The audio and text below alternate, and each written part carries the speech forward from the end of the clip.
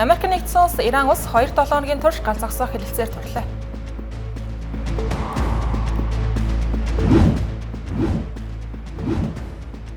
Дэлхийн нийт анх удаа Америк нэгдсэн улсаас Хятад улсыг илүүд үзэж байна.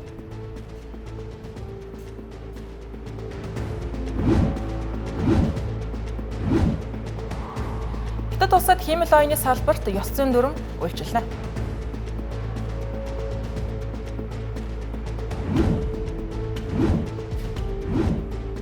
Дэлхийд дахинд засгийн газрын насжилт буурч байна.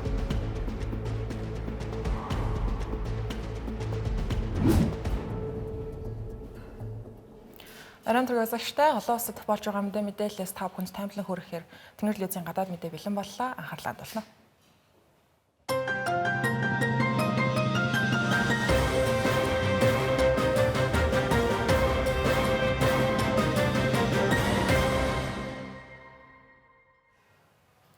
За Улаанбаатар хотын цагаар өнөө өглөөний 8 цагт багтаж Иран ормосын хоолойг нээхгүй бол Иран улсын соёл иргэншлиг устдах үз хэмжээний маш том өргөн цар хүрээний товтлогыг хийнэ гэж Америк нэгдсэн улсаас анхааруулад байсан. За тэгвэл энэ хугацаанд багтаж хоёр улсын эрх баригчид 2-7 хоногийн турш гал зогсоох хэлэлцээрт хүрсэн байна. За ингэснээр Иран ормосын хоолойг нээж Америк нэгдсэн улс товтлогоо зогсоож ирнэ гэсэн үг. Ираны эсрэг Америк нэгдсэн улсын цэргийн ажиллагаа энэхүү өдөр зогссон ч гэсэн Дональд Трамп Ирантай 2-7 хоногийн турш гал зогсоох тохиролцоонд хүрснээ зарлсны яг дараахан Персийн булангийн бүс нутаг заман Израильд пуужингийн довтлогоонууд бүртгэгдсэн байна. Үүнээс харахад Израиль Ираны хооронд бүрэн гал зогсоогүй байгаа болтойгоо юм. Ормосын хоолойн тухайд гал зогсоох хугацаанд Ираны арим ормосын хоолойгоор хөлөг онгоц аюулгүй нэвтрэх ажлыг зохицуулна гэж Ираны гадаад хэргийн сайд мэдээлсэн. Дональд Трампын хэлж байгаагаар энэхүү ормосын хоолойг нээх нь гал зогсоох хэлэлцээрийн гол нөхцөл нь байсан байна. Гэхдээ Ливан энэхүү хэлэлцээрт хамрагдааг байна. Израиль Ираны эсрэг товтлогоогоо түр зогсооно гэж мэдээлсэн ч гэлээ Ливан гал зогсоох тохиролцоонд багтаагүй гэж ерөнхий сайд Беньямин Нетаньяхугийн ажлын албанаас мэдээлсэн. За тэгэхээр Израиль улсын дэвсгэр хүчний зүгээс Ливан улсад орших Хизболла бүлэглэлийн эсрэг цохилтоо үргэлжлүүлнэ гэсэн. Цаашдын алхмуудын тухайд Пакистан улсын ерөнхий сайд хоёр талын төлөөлөгчдийг энэ 7 хоногийн баасан гарагт Исламабад хотод албан ёсоор уулзуулж хэлэлцээр хийхийг уриалсан байна. Гал зогсоох тухай анхны мэдэгдэл Америк нэгдсэн улсын зүүн бүсийн цагаар 18 цаг 32 минутанд буюу Улаанбаатар хотын цагаар бол 6 цаг орчимд нийтлэгдсэн байгаа нь товтлогоог эхлүүлэхээр товлоод байсан өглөөний 8 цагаас ердөө 1 цаг гаруй өмнөх нь гарсан гэсэн. 8 цагаас өмнө амжихгүй бол Иран улсын соёл иргэншлиг устгах үз сэргээх ажилд 100 жил шаардах хэмжээний товтлогоог хийнэ гэж байсан учраас дэлхийн нийт энэхүү хэлэлцээр гарах эсхийг чих тавин хүлээж байсан гэсэн. Дональд Трамп энэ тохиролцоог зуучлахад Пакистан улсын зүгээс чухал үүрэг гүйцэтгэсэн болохыг хэлж байна. Зуучлалд Пакистан улсын ерөнхий сайд Шахбаз Шариф болон Пакистаны армийн штабын дарга Асим Мунир нар санаачлаг гарган оролцсон юм байна. Үүний дараахан Ираны гадаад хэргийн сайд Аббас Аракчи түр тохиролцоонд хүрсэн болохыг баталсан. Тэрээр хэрвээ Ираны эсрэг товтлогоог зогсоох юм бол манай дэвсгэр хүчин ажиллагаагаа мөн зогсоод 2-7 хоногийн хугацаанд ормосын хоолойгоор аюулгүй нэвтрэх боломжийг Ираны дэвсгэр хүчин хариуцаж ажиллана гэсэн ийм мэдээлэл хийсэн байна. Түүнчлэн Ираны үндэсний аюулгүй байдлын дээд зөвлөл хэлэлцээ нааштай үргэлжлэх юм бол гал зогсоох хугацааг цаашиж гисэн сунгах боломжтой гэсэн байна. Энэхүү талуудыг тохиролцоонд хүрч явах хооронд нэгдсэн үндэсний байгууллагад бас нэгэн чухал үйл явдал болж өнгөрлөө. Энэ 7 хоногт нэгдсэн үндэсний байгууллагын аюулгүй зөвлөлд Бахрейн улсын өргөн барьсан ормосын хоолойн аюулгүй байдлыг хангах тухай тогтоолыг хэлэлцсэн байна. Энэхүү тогтоол батлагдах юм бол ормосын хоолойг хамгаалахад дипломат замаас эхлээд олон улсын цэрэг зэвсгийн хүчийг хэрэглэхийг хүртэл зөвшөөрөх байсан. Гэвч Оросын албаны улс болон Хятад улсын зүгээс энэхүү тогтоолд хориг тавьсан байна. Тодорхойлох юм бол Бахрейны энэхүү санал болгосон тогтоолыг 15 гишүүний 11 нь дэмжиж 2 нь дүтгэлсэн. 2 нь эсэргүүцсэн байгаа нь Орос болон Хятад улс. Энэхүү тогтоол бол батлагдаж чадаагүй. Өөрөөр хэлбэл ормосын хоолойн аюулгүй байдлыг хамгаалах асуудалд цэргийн хүч дайшлах тухай санаачлага яригдахгүй гэсэн үг. Америк нэгдсэн улсын нэгдсэн үндэсний байгууллага дахь элчин сайд Майк Валц энэхүү шийдвэрийг шүүмжилж Иран энэхүү хоолойг хааснаар Конго, Судан, Газа зэрэг бүс нутагт хүмүүнлэгийн тусламж хүрэхэд хүртэл саад болно гэж шүүмжиллээ. Түүнчлэн Франц улсын зүгээс Орос Хятадын энэхүү тавьж байгаа хоргийг буруушааж энэ тогтоол зөвхөн хамгаалтын шинжтэй арга хэмжээг дэмжих зорилготой байсан гэж тайлбар өгсөн байна. Гэхдээ тогтоолын анхны хувилбар бол олон улсын хамтарсан цэрэг зэвсгийн хүчнийг дайчлах тухай тогтоолууд тусагдаад байсан. Тогтоол гарсан даруйд Хятад улсаас эсэргүүцэж улмаар цэргийн хүч дайчлах нөхцөл шаардлагыг илүү уян хатан болгосон. Гэсэн хэдий ч Орос хятадын төлөөлөгч нар ямар ч тохиолдолд ямар ч хэлбэрийн цэрэг зэвсгийн хүчнийг дайчилж болохгүй. Энэ нөрөө асуудлыг хурцдах хүчирхийллийг дэмжихээс цаашгүй гэж үзсэн байгаа юм. Америкийн нэгдсэн улсад төвтэй Галлоп судалгааны байгууллагын зүгээс сүүлийн 20 гаруй жилийн хугацаанд дэлхийн хүчний тэнцвэрийг судалж мэдээлсээр ирсэн. Тэгвэл шинэхэн тайланд дурдсанаар олон нийт, дэлхийн нийт Америкийн нэгдсэн улсаас Хятад улсыг илүүд үзэж байгаа тохиолдол анх удаага ажиглагдсан байна.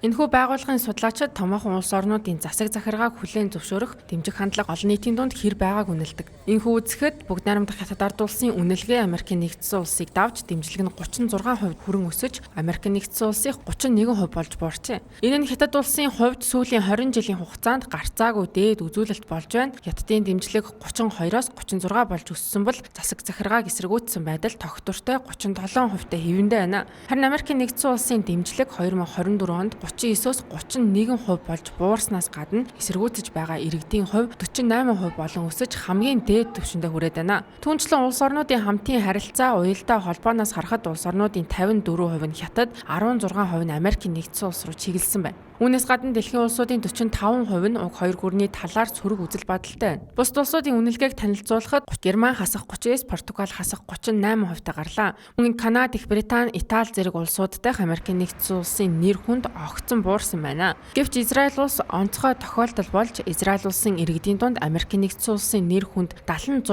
хүртлээр өссөн үзүүлэлттэй байна. Харин Хятадын нэр хүнд 23 оронд өссөн. Үүнд Их Британи, Испани, Итали, Ирланд зэрэг улсууд багтаж байна. Дэлхийд дахинд хиймэл оюун хурдтай хөгжихийн хэрээр хүний царай төрөх зам оюуны өмчийн бүтээлийг зөвшөөрөлгүй ашиглах ёс зүйн ийм даглаа дутагдaltaй зүйлсүүд гарсаар байна. Тэгвэл Хятад улсад хиймэл оюуны салбарт ёс зүйн дүрм журам үйлчилдэг болох гэж байна. Хятадын аж үйлдвэр технологийн яамны зүгээс энэ 7 хоногт хиймэл оюуны салбарт мөрдөгдөх дүрм журмуудыг чангатгсан байна. Энэ удаагийн шинээр нэмэн оруулсан өөрчлөлтүүд нь 2022 онд хэрэгжүүлж байсан үндэсний шинжлэх ухаан, технологийн ёс зүй болон хиймэл оюун ухааны ашиглалтын дүрм журмууд дээр нэмэгдэж байна. Тэгвэл нэмэгдсэн томоохон өөрчлөлтүүдэд хиймэл оюуныг хэрэглээнд нэвтрүүлэхэд одоо алгоритмын бүртгэл ба ёс зүйн үнэлгээ аль алиныг шаардаж эхэлэх юм байна. Тодорхойлбол алгоритмын бүртгэл буюу аюулгүй байдлын үнэлгээ, ёс зүйн үнэлгээний баримт бичиг шаардаж эхлэх нь энгийнээр хэлэхэд эмэмэлгийн бүтээгдэхүүний салбарт хэрэгждэг хяналтын зохицуулалттай төстэй. Үүнээс гадна сонирхол татах үйс нэгэн өөрчлөлт оруулсан нь агуулгын зохицуулалтыг өргөжүүлж хөдөлмөр нийгмийн удирдлага руу тэлж эхлэх юм байна. Өмнө нь голчлон контентын агуулга мэдээллийн аюулгүй байдал өгөгдлийн удирдлагт анхаардаг байсан бол шин дүрмээр платформын алгоритм давхар хяналт тавих юм а. Жишээ нь такси болон хүргэлтийн үйлчилгээний платформуд одооноос алгоритмын аудит хийх, хүний оролцоогоор засварлах функцийг хангах, ажилчдын алгоритмын мүлжилгөөс урдчлан сэргийлэх зэрэг шин зүйл заалтууд орсон. Ингэснээр дотоодод хяналттайгаар ажилчдын ажлын байрыг хамгаалах, нийгмийн тогтвортой байдлыг бий болгох, алгоритмаар дамжуулан эдийн засгийн зохицуулалт хийх гээд хиймэл оюун ухааны хяналт дүрмүүд шинжлэгдэж ажилчдаас ажлыг нь булаахгүй байх тал дээр нааштай өөрчлөлтүүд гарчээ. Харин одоо хяналт тавих талын удирдлагын бүтцийг олон давхаргад системээр сольж засгийн газарт эцсийн хяналтын эрхэм л байх юм байна. Тайлбарлавал эхний шатанд дотоод ёс зүйн хороо, ёс зүйн үнэлгээний гол үүргийг хариуцаж ажиллах үүнд их сургууль, судалгааны институт, байгууллагууд орно. Хэрэг үнэлгээг хийх байгууллага хангалттай бус байвал сертификаттай ёс зүйн үнэлгээний үйлчилгээний төвүүдэд хандах боломжтой. Тэндээс эрсдлийн үнэлгээ, туршилт баталгаажуулалт, мөрдөх журам, зөвлөх үйлчилгээ авах юм. Харин өндөр эрсдэлтэй тооцогдох хиймэл оюуныг төрөөс үнэлнэ.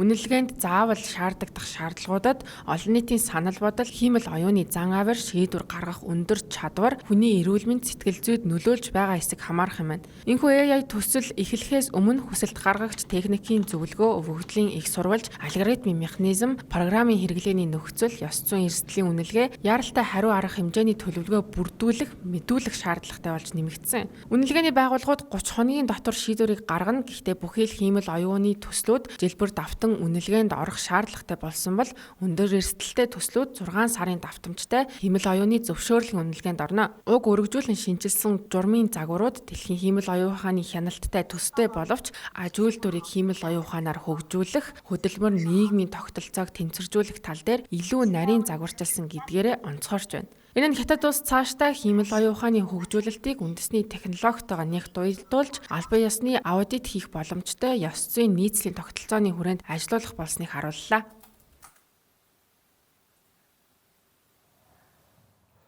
За дэлхийд дахинд олон улс орнуудад засгийн газрын насжилт богиносж хуваагдмал байдал газар очиж үүнийх нь улмаас төрийн бодлого тогтворгүй байх тохиолдлууд нэмэгцээр байна. Тодорхойлбол сүүлийн 5 жилийн хугацаанд Франц, Их Британи, Япон зэрэг улсуудад 4-5 удаа засаг солигдсон байгаа юм. Үүний шалтгаан нь ард иргэдээс хангалттай дэмжлэг авч чадаагүй, эсвэл нам доторх зөрчил маргаан их байсан зэрэг шалтгаануудыг ярьж болохоор байгаа юм. Япон улсын ерөнхий сайдын албан тушаал 2021 оноос хойш 4 удаа солигджээ. Энэ нам доторх фракцийн өрсөлдөөн олон нийтийн дэмжлэгтэй салшгүй холбоотой байлаа. Тухайлбал Йошихиде Суга 2020 оны 9 сарын 16-нд ерөнхий сайдаар томилогдсон цар тахлын дараах нөхцөлд засгийн газрыг удирдсан боловч түүний авч хэрэгжүүлсэн бодлого шийдвэрүүд олон нийтийн итгэлийг хүлээж чадаагүй улмаас удалгүй 2021 оны 10 сарын 4-нд албан тушаалаа өгч байжээ. Түүний дараа Фумиа Кишида ерөнхий сайдаар томилогдож эдийн засаг нийгмийн бодлогын томоохон шинжилэлүүдийг эхлүүлсэн боловч нам нь парламентод үнэмлэхүй олонх бусдаас гадна намын дотоод санал зөрөлдөөнөөс шалтгаалan 2024 оны 10 сарын 1-нд тогтворсон. Түүний дараа томилогдсон сайд Шигеру Ишибач ерөнхийдөө төстэй шалтгаанаар 2025 оны 10 сарын 21-нд албан тушаалаа өгч байсан. Гэхдээ одоогийн Японы засгийн газар харьцангуй тогтвортой хүчтэй засаг гэж хэлж болохоор нь тодруулбал Шигеру Ишибагийн араас гарч ирсэн Такеичи Санаи Япон улсын анхны эмэгтэй ерөнхий сайдаа. Түүний дэмжлэг нам дотроо ч иргэд олны дунд чих байгаа нь өнгөрсөн сард ээлжид бус зарлагдсан парламентын сонгуулиас харагдсан. Тухайн үед Такеичи Санаи намынхаа суудлыг нэмхийн тулд тун эрсдэлтэй алхам хийж ээлжид бус сонгуул зарлаж байсан. Харин сонгуулийн үр дүн түүний намын талд нааштай гарч ард иргэд Такеичи Санаид ихээхэн итгэл үзүүлж буй тод томрон харагдаж байсан юм. Франц улсын ерөнхийлөгч Эммануэль Макрон 2017 оноос хойш энэхүү албыг хашиж байгаа. Энэ 8 жилийн хугацаанд тэрээр 7 ерөнхий сайдын нүрийг үзжээ. Франц улсад ерөнхий сайдыг ерөнхийлөгч нь томилдог. Макроны удирдлага доор ерөнхий сайд нар олон удаа солигдсон нь парламентод нам нь хангалттай олонх биш, дагаад сөрөг хүчний улс төрийн дарамт нэмэгдсэнтэй холбоотой. Үүнийг чамгүй олон ерөнхий сайд нар санаачилсан бодлого төслүүдээ парламентаар батлуулж чадаагүй улмаас огцорсон гэдгээс харж болно. Тухайлбал Макрон 2022 оны 5 сарын 16-нд засгийн газрын тэргүүнээр Элизабет Борныг томилж тэтгэврийн насыг нэмэгдүүлэх тухай тун маргаантай бодлогыг хэрэгжүүлэхээр ажиллаж байсан. Гэсэн ч энэ нь олон нийт улс төрийн хүчнүүд эсэргүүцэлтэй тулгарч 2024 оны 1 сарын 9-нд Борн албан тушаалаа өгсөн. Үүний дараа Габриэль Атал 9 сар, Мишель Барни ердөө 3 сар ерөнхий сайдаар ажилласан. 2024 оны 12 сарын 13-нд сонгогдсон Франсуа Бариогийн төсвийн тухай хууль парламентаас дэмжлэг авч чадаагүйгээр зогсохгүй парламент түнд итгэл хүлээлгэхгүй гэж үзэн 9 сарын 9-нд албан тушаалаасаа буусан. Эцэст нь 2025 оны 9 сарын 9-нд Себастьян Лекорну ерөнхий сайдаар томилогдож одоо хүртэл ажиллаж байгаа. Гэхдээ томилогдоод нэг ч сар болоогүй байхдаа бүрдүүлсэн кабинет нь сөргөчнөөс ихээхэн шүүмжлэл авч улмаар огцорсон ч буцаад ерөнхийлөгчийн зарилгаар албандаа орж байсан юм а. Их Британи улсад 2020 оны дунд үеэс эхлэн улс төрийн тогтворгүй байдал нам доторх маргаан зэрэг шалтгаанаар ерөнхий сайд нар ойрхон солигдож байна. 2022 оны 7 сарын 7-нд ерөнхий сайд Борис Джонсон парламент дахь сөрөг хүчний дарамт ихсэж мөн цар тахлын үед гишүүдэнд цуглаж үдэшлэг зохион байгуулсан зэрэг цуурхал зэрэг олон асуудал давхцаж эцэст нь огцорсон. Джонсны дараа 2022 оны 9 сарын 6-нд Лиз Трас ерөнхий сайдаар томилогджээ. Гэвч түүний зарласан татвар бууруулах бодлого нь санхүүгийн зах зээлийг хумигдахад хүргэж улмаар сар гарангийн дараа 10 сарын 25-нд тогтворсон. Ингээд түүний залгамж халааг Риши Сунак авсан боловч 2024 оны 7 сарын 5-нд парламентын сонгуулиар нам нь ялагдсан тул албан тушаалаа өгсөн юм. Эцэст нь 2024 оны 7 сарын 5-нд Кир Стармер ерөнхий сайдаар томилогдсон одоо хүртэл засгийн газрыг удирдах байгаа нь харьцангуй тогтвортой засагт тооцогдож байна. За, ерөнхийлөгч Дональд Трамп болон Иран улсын эрх баригчдын хооронд галзгсоо хэрэгцээр байгуулагдсан жишээлээ өнгөрсөн сар гарангийн хугацаанд ормоосын хоолойн тээвэр 90 гаруй хувиар буураад байсан. Тэгвэл үүний улмаас дэлхийн эдийн засгийн төгсөлтийн таамаглалыг судлаачид бууруулж эхэлсэн байна. Ингэхдээ ихэвчлэн нефт экспортлагч ойролт орондын томоохон улс орнууд болон нефтийн импортоос ихээхэн хамааралтай Азийн улсуудын эдийн засгийн өсөлтийг бууруулсан байна. Дэлхийн дотоодын нийт бүтээгдэхүүний өсөлт 2025 оны 3.3%-аас 2026-нд 2.9% болж буурч 2027-нд 3% болж бага зэрэг сэргэх төлөвтэй байна. Эрчим хүчний үн огцон өсснөөр 20 бүлгийн орнуудын инфляц энэ онд 4% хүрэх төлөвтэй байгаа нь өмнөх таамгаас 1.21-ээр өндөр байна. Хэрвээ нөхцөл байдал улам дордвол дэлхийн эдийн засгийн өсөлт дахин 0.51-ээр буурч инфляц 0.91-ээр нэмэгдэх магадлалтай байна. Дэлхийд эдийн засгаараа тэргүүлэгч Америк нэгдсэн улсын хувьд эдийн засгийн өсөлт нь 2%, 2027-онд 1.7 орчим хувь байх төлөвтэй байна.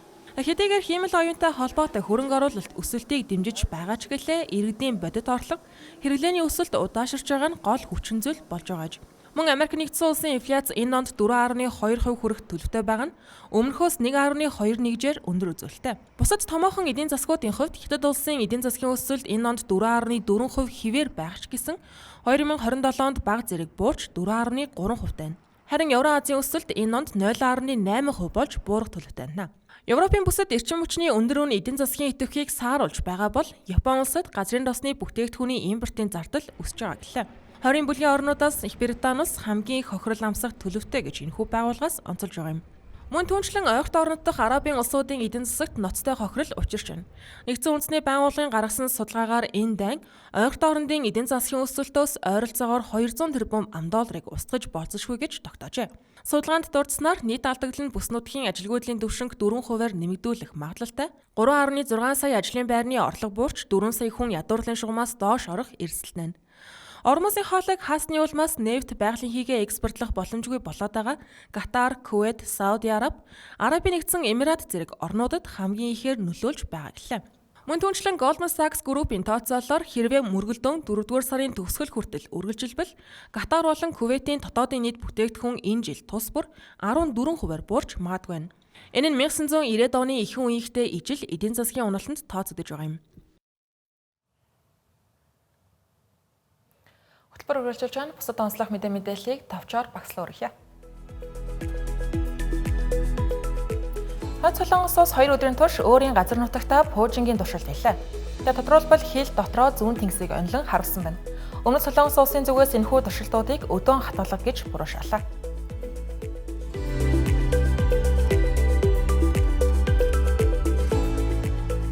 Америк нэгдсэн улсын дэд ерөнхийлөгч JD Vance Унгар улсын ээлжид сонгуулиас 5 хоногийн өмнө Будапештэд айлчилж одоогийн Унгарын ерөнхий сайд Виктор Орбаныг сонгуульд дэмжиж байгаа замун түүнд туслахыг хүсэж байгааг хэллээ. Мөн айлчлалын үеэр Америк нэгдсэн улсын дэд ерөнхийлөгч Европын холбоог буруутгаж хамтын харилцааг ахин ширүүсэж байгаа болохыг хэлсэн байна.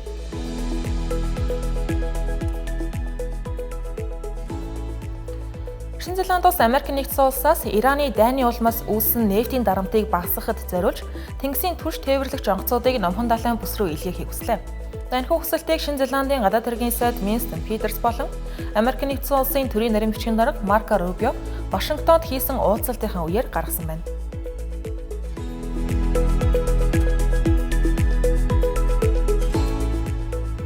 Энэтхэг улсад хамгийн дэвшилтэд цөмийн реактор нь ураны хараат байдлаас тус усыг салгаж элбэг олддог тоорын түвш ашиглах боломжтой болжээ.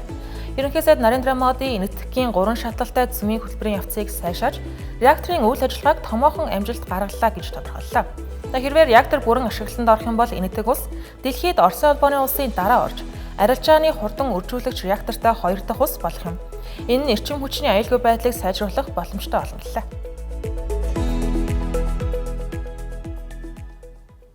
Тэнгэр телевизийн гадаад мэдээний оройн тайм хөтөлбөр та бүхэнд хүрлээ. Анхаарлаа хандуулсан явдал баярлалаа.